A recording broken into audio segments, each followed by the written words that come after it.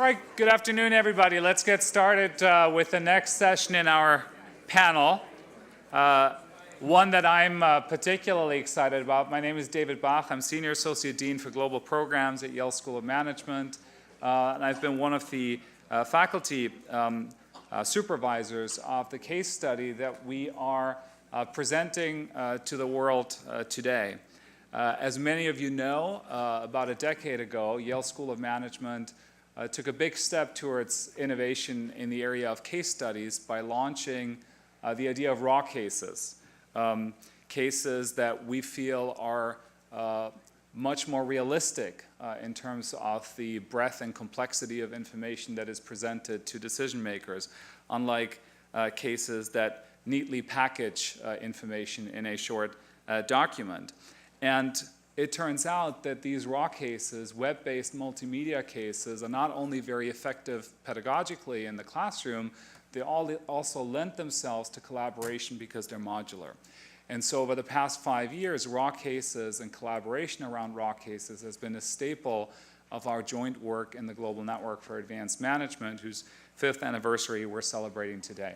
So we thought it appropriate to include in today's agenda the presentation of this case study, which not only highlights many of the critical issues for leaders at the nexus of business and society in a time when globalization and the multinationals associated most with globalization are being questioned, but also because this case study is the result of collaboration between Yale School of Management and our colleagues at University of Ghana Business School, and there's another module that is being developed by the Agata Business School in Mexico. So we're very grateful for their contributions.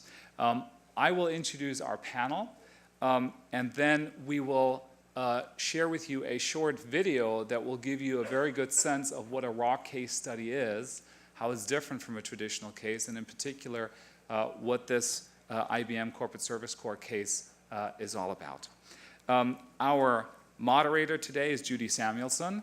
Welcome home. She's a 1982 graduate of Yale School of Management, the vice president of the Aspen Institute, and the founder and executive director of the Business and Society program there. And it's no exaggeration to say that Judy is one of the sharpest and leading commentators on the state of management education, ever holding us accountable to do better still in educating responsible, forward-looking managers. She's joined today to her left by Kofi Appentang. Kofi is the Chief Executive Officer of the Africa America Institute. He previously served as Senior Counsel at Denton's US LLP and was partner of the West Africa Fund and Constant Capital Ghana Limited. He serves on the advisory board of IE University, a member of the Global Network, and we're delighted to have him here. He's a graduate of Wesleyan University and Columbia Law School. Seated next to him is one of the star protagonists of our case, Gina Tesla. Gina is the Director of Corporate Citizenship Initiatives at IBM, based in the headquarters. She runs the Corporate Service Corps program, has for many years, and has, through her leadership, really created something special and unique that we were so excited to feature in this case study. She herself is a volunteer of the Peace Corps, an alum of the Peace Corps, and if you see some similarities between what IBM has been doing over the last few years and the philosophy of the Peace Corps, that's not a coincidence. She has an MBA from Cornell University, but we're pulling her more and more into Yale School of Management, which is great. And then there's Jim Barron, a wonderful colleague, the William Beinecke Professor of Management at Yale School of Management. He's been here for a decade, previously served 24 years on the Stanford faculty, and he's an expert in organizational design and behavior, social stratification and inequality, human resources, and in particular in the area of mission-driven organization. His textbook, Strategic Human Resources, co-authored with David Krebs, is one of the most used textbooks in this space, and he's somebody who thinks very much about not just the theory and research behind management, but organizational practice and how to align missions with objectives and behavior in organizations. So we have a terrific panel. we want to make sure you know what it is that they'll be talking about. So we have a video that our wonderful case team has prepared that will give you a very good introduction into the case, and then Judy will take over. Thank you.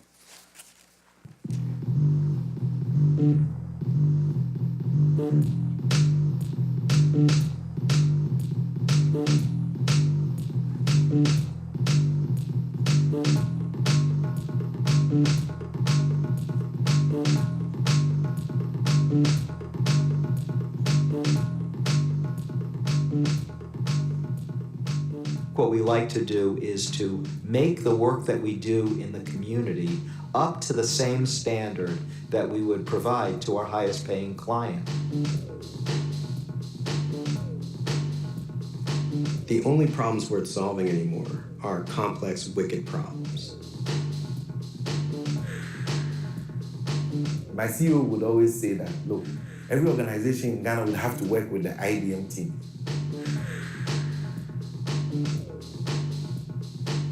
When we're talking about building the capacity of local host organizations, really what we're talking about is organizational development.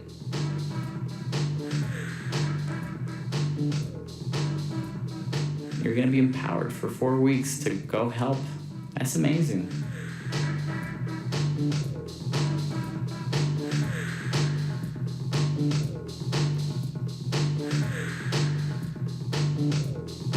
These are employees who are the best consultants, salespeople, marketing, finance, research. To make the program sustainable, it has to have a benefit beyond community.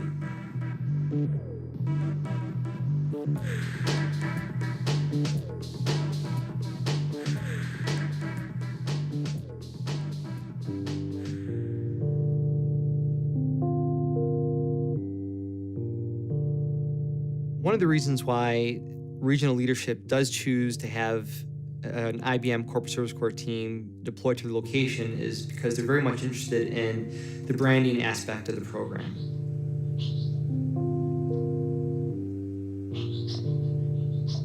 We have seen that our cloud computing, the Watson technology, and mobile and social initiatives can be used in growth markets across Africa, across Latin America, across Southeast Asia.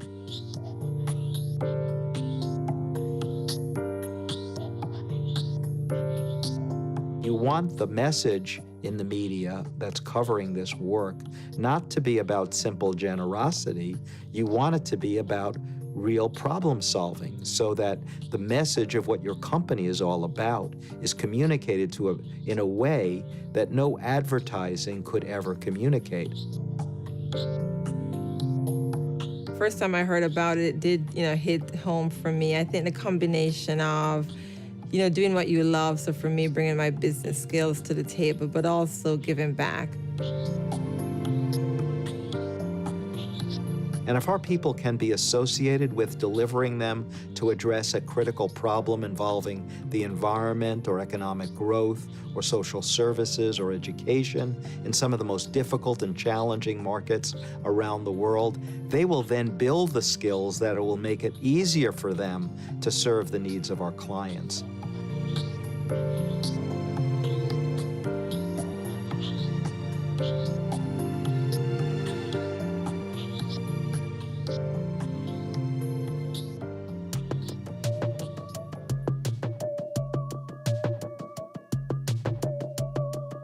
Sometimes I joke and describe it as kind of like a survivor for business people. We had folks from the United States, Canada, Tanzania, Belgium, Japan. We had people from sales and delivery. We had people from finances. We had HR people, procurement people.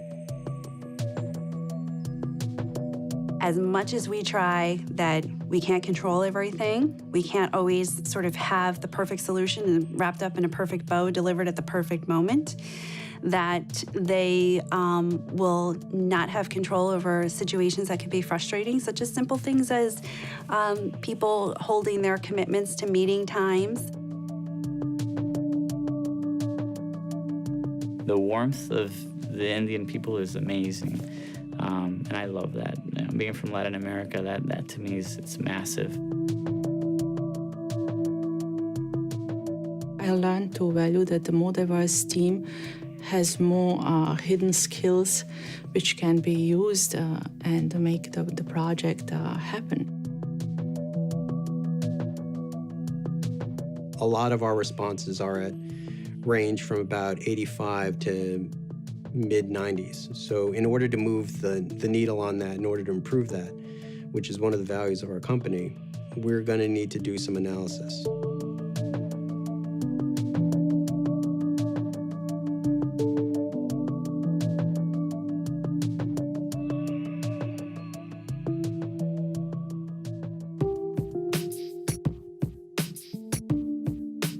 The biggest benefit that companies have is the time and talent of its employees. How many NGOs or governmental organizations or social enterprises working in the developing world can have that kind of talent pro bono to help them address some of the challenges that they're trying to solve? The impact of the CSC program has been on the operations of most of the organizations, helping them to put in new processes in place and new tools to help them to be more efficient. We are going to touch a lot more lives that we have done in the past 10 years with this partnership. We would scale up very quickly.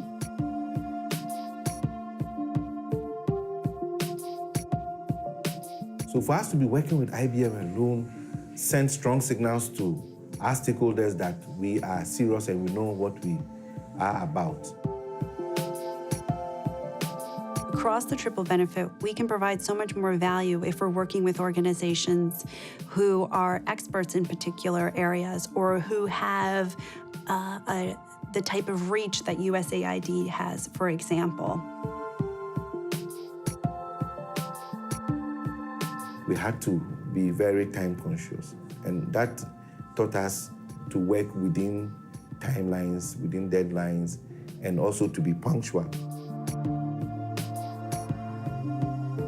You know, the experience for the volunteer or the participating employees, where that might have had primary importance at one point, now it really is, what is the impact of the program on the ground? How are you changing lives?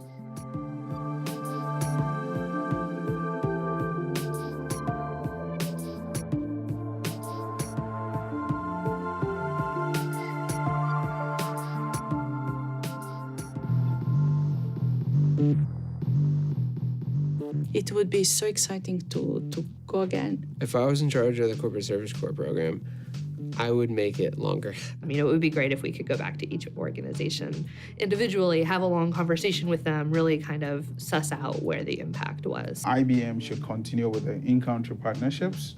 They should continue with scale-up strategies. They should continue with possibly a process to support incubation of the ideas. We want to go to Nigeria, we want to go to Sri Lanka and tell them the story.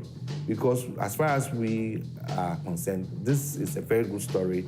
The IBM story has worked. We really believe that this is an example of citizen diplomacy and that there's so much more that we could be contributing collectively to the needs of communities around the world if more companies engaged in this type of activity. There are a lot of things that a company might do philanthropically, and then if its economic resources might diminish, then it might have to diminish its support for those activities.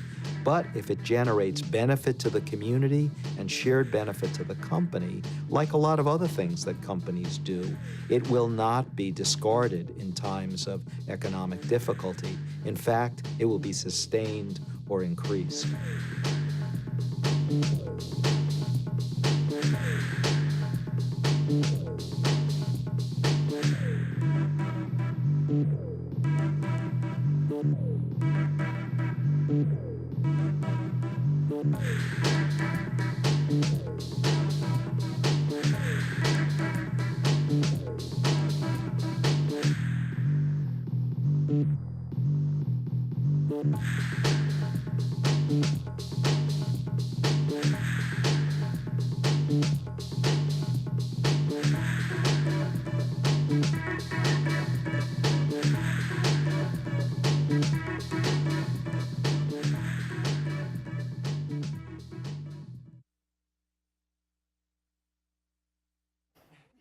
So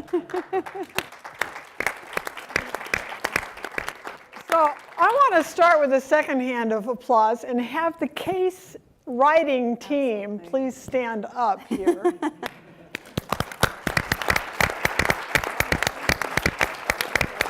There's more of you. So I'm a unabashedly proud SOMer. I was outed, the class of '82. I'm facing my 35th anniversary or reunion coming up in a couple of weeks. But I think this work that Yale's doing to develop these raw cases is really one of the most stunning examples of this, the complexity of managing in the classroom and creating a kind of opportunity for people to, I think it was in the last panel where they talked about, what was the question that Rich posed, and the first one said, questions are more important than answers. Whatever the question was, my answer was, it's all today about context.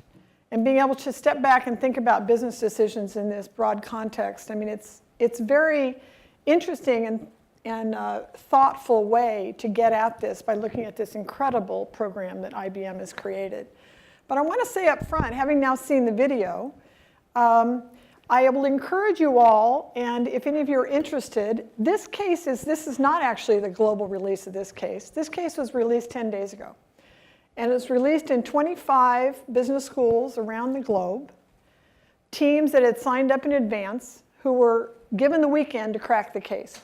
I went live at noon on a week ago Friday, I believe, Eastern Standard Time. I don't know if they all got to start at noon or if some of them had to start in the middle of the night, Jan. You might be able to answer that question. But the idea is that they essentially had 48 hours to produce an 8-page written document, which then has allowed 5 of these teams to advance into a live round in front of a panel of judges this coming Thursday in New York City. Friday morning, we'll be doing the awards for the winning teams and seeing the presentation of the top of the teams of 25 schools. So an interesting kind of contemporary example of both the opportunity and the complexity of the classroom. And make sure you get one of the brochures that explains some of the other cases that Yale has creatively created and put to use over the last decade. So I want to start with Gina to jump into IBM's experience, then turn to Jim, jump into the classroom experience, and then come back to Kofi to lift us back up again and think about what's needed today in MBA classrooms. And then I have a couple of other questions. We'll see if we have time. We're supposed to be done in 20 minutes, so we're going to move very fast today. So Gina, congratulations. This is really not only an extraordinary program, but an extraordinary moment where you're opening this up for kind of diagnosis as well as celebration. So congratulations on Thank you very much. Where you're at. So I'm kind of, I want to state one thing up front that is not clear from the video, but if you're looking at the case from the vantage point of what the students were asked to do, they were facing a very authentic question that IBM is actually asking. You're pretty clear, at least from where you sit, that you see the benefits for the employees, these high potential leaders and people who are, that you hope to retain inside IBM. You're seeing the benefit in terms of the business opportunities that are coming out of this. And what you're now asking is, how do we make sure, but meanwhile need to keep a lot of things the same. We can't necessarily make the program longer. We can't necessarily double the cost of the program. How do we make sure that it's having the greatest possible impact on the ground? Is that fair? Is that the question IBM's asking now? Yeah, absolutely. The program was designed with the triple benefit, and as you saw in the video, in order to sustain the program and even expand the program over a long time span, in this case over 10 years, we have to design a program that has a benefit for employees, for communities, and for IBM. And we have seen many ways that we've been able to deliver. But we really wanted to explore what is it that we're accomplishing for the community and how can we do more?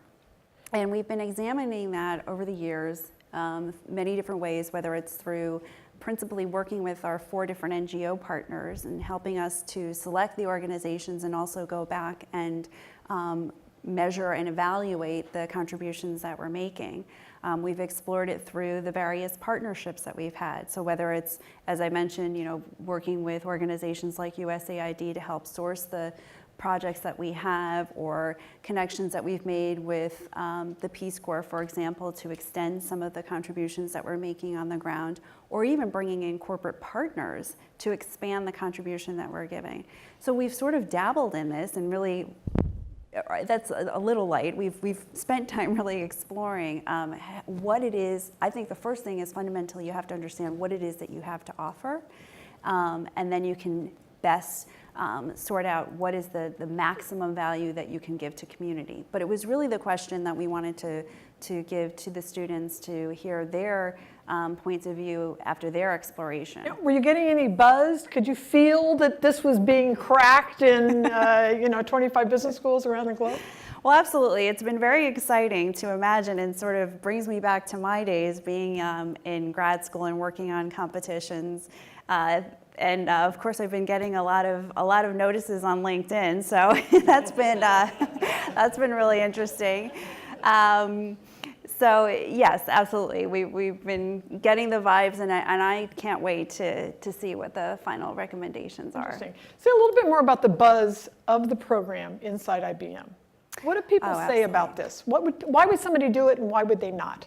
Look, there is one period of time a year when employees can apply. It's open for a 3-week time period. And you've had 4,000 people in the program already. That's right, yeah. And it is a point in time in which there are many times that I'm very proud to work at IBM, but when we are reviewing these applications and looking at the caliber of the people who are applying to this program, I'm just really overwhelmed by the passion that IBMers have for communities and also for the company. And the people that we have to turn away to this program. I mean, there's a day every year when we send out notifications, and there are people crying at their computers, and they're either crying with joy, they're overwhelmed, or they're devastated. So it's definitely generates a lot of buzz in that time period. And then we are sending people out around the world throughout the year, and so we have a lot of buzz with the employees who have come back, employees who've been home for a while and who are in touch with their organizations and seeing how they're being developed,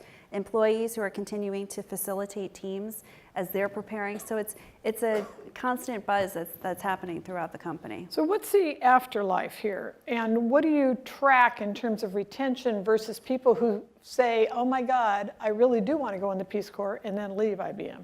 Sure. Well, there's always, first of all, we're selecting top performers. And so we're selecting, to even apply to the Corporate Service Corps, you have to be a top performer. And then to be selected, you're really among the very top of those top performers. So naturally, within that population, you're going to see people who are going to be more attractive to other companies, or who might want to expand. They might want to go on to advanced education, or as you said, there's a tiny population who might go through this type of experience and see that this is something that they want to do as their life's work. That's really the minority. We're really seeing that the employees who are going through the program are incredibly engaged, and as I said, they're looking for all kinds of ways to contribute to the program and to their communities as they go back. We've had a number of different projects that we've done, for example, with the food banking network in Latin America, and we've had employees, for example, who worked in Argentina, who came from Turkey, who came from India, who then decided to go back into their communities and apply some of their strategic thinking to their local food bankings. I'm not talking about dishing out food, I'm talking about strategic recommendations that we've been giving. As a business. I could go on and on, but I'm going to stop myself. But I do want to just share a little bit of the statistics about this program, which didn't come through in the video. So 4,000 employees have gone through the program. You've been doing this for 10 years. They hail from 60 different countries. That's right. Which in and of itself is a remarkable, kind of, you get a feel of the complexity of this program. They've managed 1,300 different projects. That's right. In how many different organizations, roughly? Well, we've had about 300 projects and teams, and so we've worked on over 1,000 projects, which means that that has been over 1,000. But have they been repeat projects in the same organization, or no? They're generally new. They're almost new ones. Yeah, So that's over yeah. 1,000 different Yeah. sites, and those sites are in 40 different countries. That's right. So I don't even want to think about the logistics backup for this, but I do know you work through partnerships, and That's there's right. a whole set of different people that work different pieces of this. So let's pause there and jump into the classroom. And one thing I Yeah, think that's sure. important to note in that is that they are coming from 60 different countries around the world, which means that they're coming from mature markets and they're also coming from developing economies themselves. Yes. So the expertise that they're bringing on these teams is quite diverse. And so we could spend a lot of time poking around about that, but I think that's a very interesting element, is that when we're bringing them Right. out to be problem solvers, that they're coming from not only a wide variety of backgrounds in terms of their expertise, as we mentioned, from marketing and finance and HR and so on, but they're also coming from developing countries themselves. Interesting. So thank you. So that sounds a lot like today's classroom, Jim.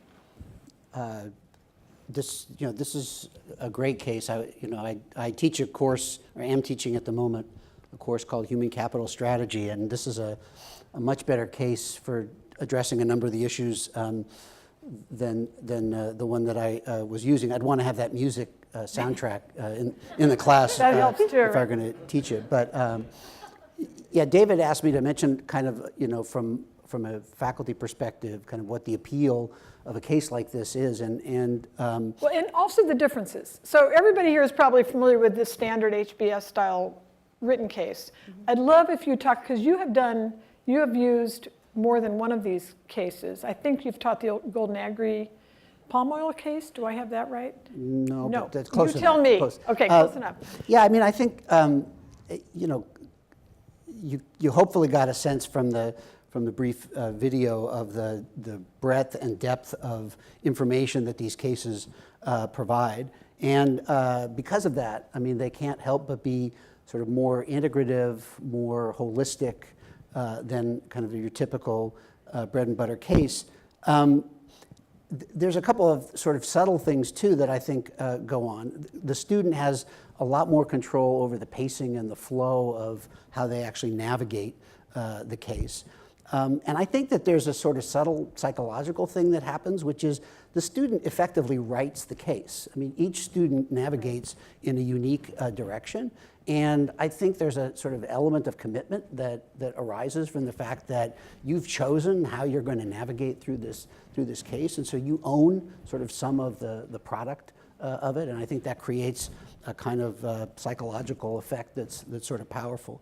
I think it's also, we know that students have really different ways of learning.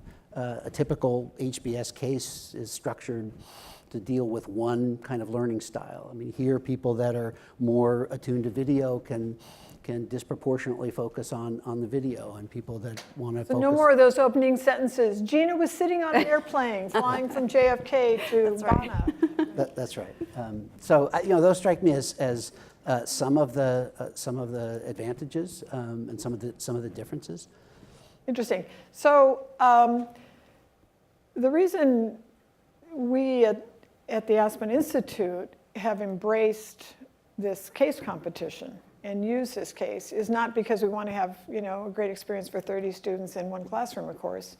We're trying to figure out how do you create curricula and materials that would actually be picked up by vast networks of faculty.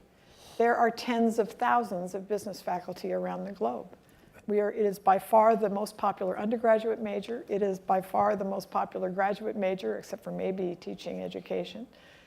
There is a depth of need out there. What's the biggest opportunity here, or maybe also barrier to getting more adoption of using kind of these kinds of live, authentic kind of cases as opposed to the older written style? Could you talk a little bit about that? What advice would you give us, I guess? I think that it requires all of us on the faculty to strive to be as broad as the folks in our case development office are. They trump us, I think, on that dimension. But to really make the most use of a case like this, it's helpful to be sort of informed in all of the different areas that the case speaks to. The issues that I focused on in reading the case were around leadership and organizational issues, because that's sort of what I teach. So the issues around branding and the issues around social impact, which are clearly really important, aren't issues that I would necessarily feel as equipped to address. So I think that's these cases I think work best when pairs of faculty or teams of faculty co-teach cases. I think it really creates opportunities to sort of demonstrate the interconnectedness among the various topics and themes. So I think that's probably the main barrier, is just the ability of a specialized faculty member to feel comfortable to address the breadth and depth of the topic. Part of the trick is making sure that there's domain expertise that they can use as a platform, as a kind of window into the case. Is that a fair way to say that? Yeah. I'm going to come back to you a second on millennials, both of you actually, but Kofi, let me turn to you if I might. Sorry? No, I said I'm a little older than a millennial. Yeah. No, that's true. So am I. I manage a lot of them, on the other hand. From your kind of perch, and it's a new position, being president of the African American Institute, but you're also chair of the Ford Foundation Board of Trustees, an institution that I know reasonably well. So you, Anne, were born and raised in Ghana, is that? Well, I was born. You were born there. But I left Ghana when I was 5. Okay, well, we can't quite call that raised. Yes. But I assume have spent a fair amount of time. Yes, I've spent about 11 years in Ghana over my whole life. Okay. So where do you enter this conversation from where you sit and the needs you're seeing? I mean, we're sitting in an extraordinary moment, at least it feels from where I think many of us sit, where it feels like things are shifting. We're getting kind of different results in the political domain than sometimes we anticipate, and that there are some stresses that are playing out in extraordinary ways. They're, of course, felt more deeply in Africa than they are in places that many of us spend most of our time, and I appreciate that. But I'm kind of curious from where you sit about what you're seeing about the need, or how you would even articulate what we need for the next generation of managers being trained at places like SOM. Yeah, I think it's a really interesting question, and my sense is that there are at least a couple of things going on. It's pretty clear that we are going to become increasingly global. There was some discussion about that yesterday and what that means. But I think it's also clear that that global organizations also need to be local in order to really be effective. And so an example of that, I was just talking with Gina just before we started, and there's a new country manager. I think last year, Angela Chimanting was appointed in Ghana. She's the first woman to be a country manager at IBM in the whole continent of Africa. And she's got globally competitive skills. She's inspiring to so many people in the country. It's really going to be a huge benefit to IBM to have that. This is a country where the model for most global companies has been to parachute in teams from other parts of the world to do business. So there's lots of expatriates that have been kind of leading the charge for global companies. But I think that with a lot of the stresses and strains we're seeing, and this sense of fighting this global trend, I think people will get it better when they see people who are like them, who have globally competitive skills that are part of what is happening. And so I was very happy to see that the Ghana Business School was partnering on this, for example. So that's going to really, they're going to enrich this case, and they're going to be enriched by this also. And so I think a lot of those kinds of interactions, and this fits very neatly in with this whole sense of not only partnerships but networks. Anything new from what you've seen so far that you would actually, if you could, give IBM your some advice, what would you tell them to do at this point? I think that there's been this focus in the corporate service core on the employee experience, which I think is a big part of why it's so successful and valuable. But I think that the goal of kind of moving from kind of change to real transformation, I think will become more of a reality if you are finding ways to really heighten the level of skills in these different parts of the world where you're working. Right? Interesting. It's going to just have lots of, it's more than triple benefit, I think. So that's just my sense. Interesting. So I want to come back to a piece that I'm sure both of you, and you may as well, may have a perspective on, which is this kind of moment around millennials. Part of it feels like myth to me. Part of it feels very real. But I'm kind of curious first, well, either one of you first, how is that playing out in this moment, either in the classroom as you would teach a class like this? What's different about it, Jim, than maybe if you were teaching something like this 20 years ago? Is it different? Not? And then, Jean, I'll come back to you as well. Yeah, I was struck in going through the case that it touched on a couple of issues that the course that I teach has been dealing with. And one of them is the challenges that all organizations are facing around attraction and retention of millennials. And the data suggest that higher purpose is incredibly important in that kind of equation. And so certainly I would imagine that this has got to be a source of advantage for IBM in kind of the war around millennials. I just also mentioned that another topic that this sort of speaks to that our course deals with is the incredible dissatisfaction that companies have around international assignments and how they all feel that they're incredibly expensive and not necessarily providing the kinds of benefits. So I think there's a lot of innovation going on here that's really interesting in terms of changing the time period, the team element of it, sort of how people are engaged, that also sort of provides a new kind of a model. I think it interacts with the millennial. I mean, I think it's a very millennial-friendly approach to kind of placing people internationally. So, do you think that students are asking different questions today? I think students are definitely more attuned to what is the impact likely to be of what I'm doing.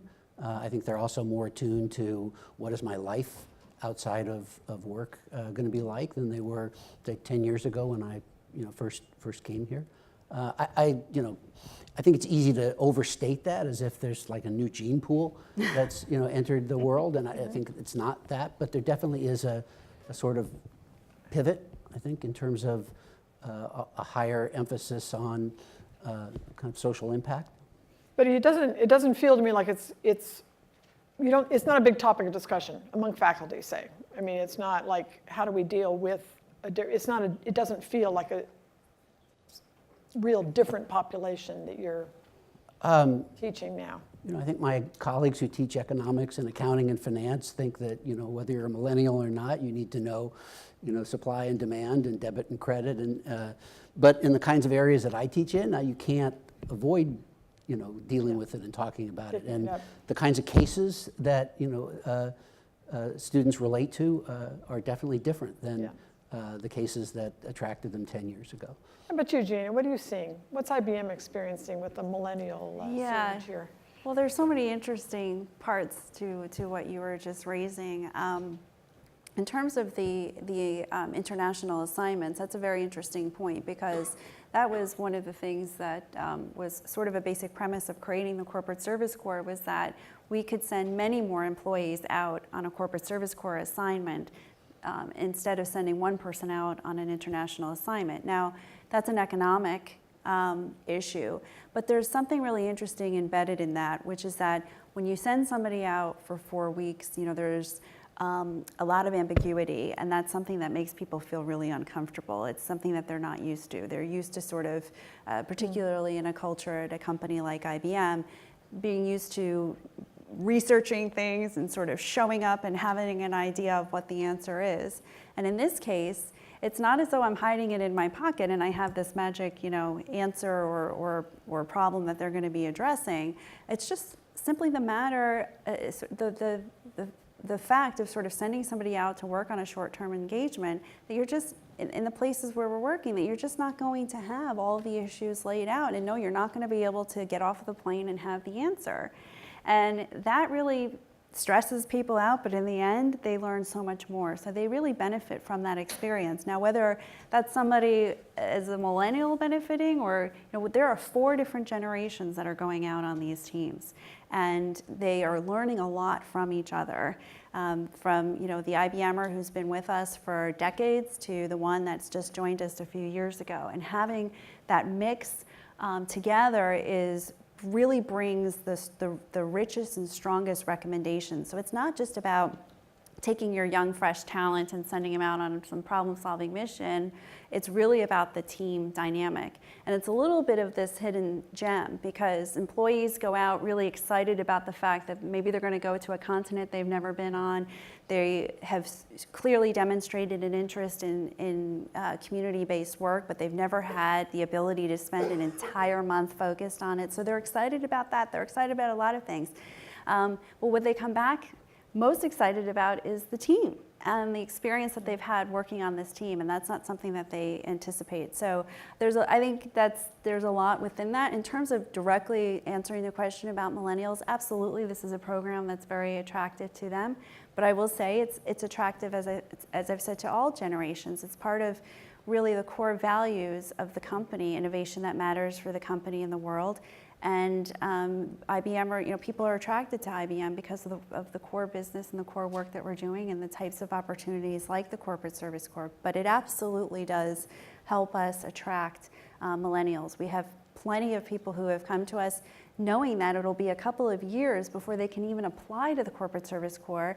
Chances are they'll have to apply 3 or possibly 3 times. So it's years before people are actually on the ground, but they say that they chose IBM specifically because they wanted to go out on Corporate Service Corps. Great. Well, I call that a win-win, and we're working on the 3rd win, and maybe it's just a win-win-win. Yeah. So congratulations. So I think with that, we'll probably let the questions happen in the coffee space. I remembered what Rick Klein's question was this morning. It was about, wait, no, I just forgot it again. Who remembers? Critical thinking, thank you. He said, what's the biggest word up here? Critical thinking.